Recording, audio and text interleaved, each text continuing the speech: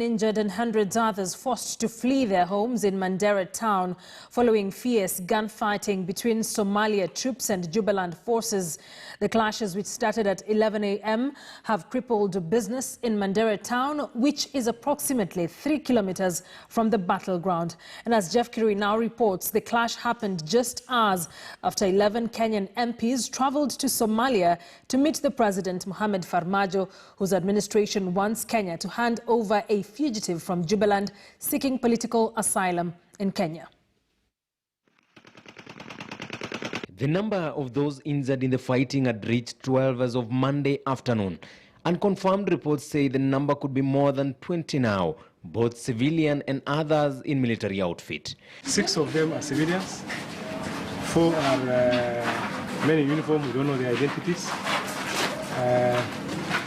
Out of the 6 civilians who are injured, all of them reported that they were caught in the crossfire. The fighting started late morning on Monday, just hours after 11 members of parliament from northeastern landed from their trip to Somalia to meet President Mohamed Farmajo. A fierce clash has broken out between Somali troops and Jubaland forces in Bulahawa, 3 kilometers away from Mandera town. The MPs who alleged were on a private visit to Somalia and met President Farmajo in what they termed as interest of regional peace and stability have been against the Kenyan government move to host fugitives from Jubaland, among them Jubaland Security Minister Abdul Rashid Janan Hassan Abdinur.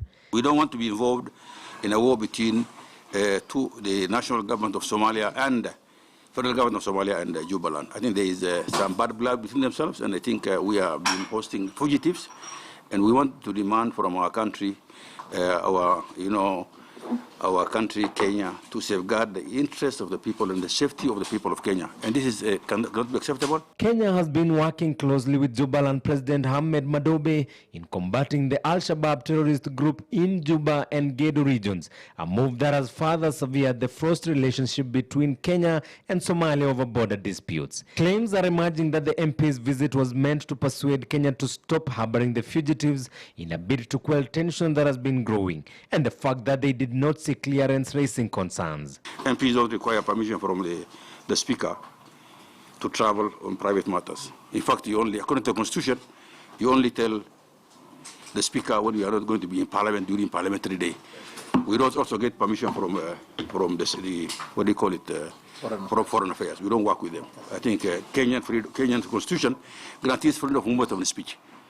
I think what we have been talking about in terms of the danger we are facing, and whatever maybe our colleagues talked about it yesterday, is today coming. Actually, we have been vindicated today by what's happening in Mandera today. The conflict between what they call the Somali National Army and Jubaland administration, if they fight inside what they call the Gedo region, definitely it will affect security-wise and economic-wise to northern Kenya. That's why the MPs, they were discussing the issue with President Farmajo himself, so that they can ease the tension. Because Jubaland is a part of Somalia. That's what they call the internal affairs of Somalia. So if, if they have their own problems, we don't want to spill over that problem into other side of the border. In a press statement, police spokesperson Charles Owino confirmed that the gunfight took place in Bulahawa in Somalia, a town approximately 3 kilometers from Mandera town. The heavy gunfire has forced Mandera residents to flee the town and businesses closed down. Half of Mandera town has now been deserted, and we already have internally displaced people within Mandera, parts of Mandera. And we are worried that this is actually going to really affect us. We have demanded that our government takes care of our people. Our government relocates the people who are illegally in our border, armed soldiers, which are numbering 100 plus, who have been camping there. And we have asked these people to be relocated so that they can do their fighting elsewhere. Tension has been growing near the Kenya-Somalia border in Mandera following reports that Somalia troops have been gathering in a plan to capture Jubaland fugitive minister who escaped from Mogadishu prison in January and has been seeking refuge in Kenyan soil. and a clash was imminent as Jubaland security stood ground that they are ready to defend their territories.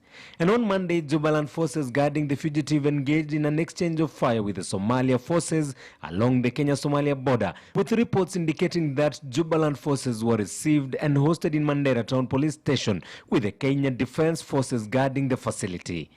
Jeff Kirui, KTN News.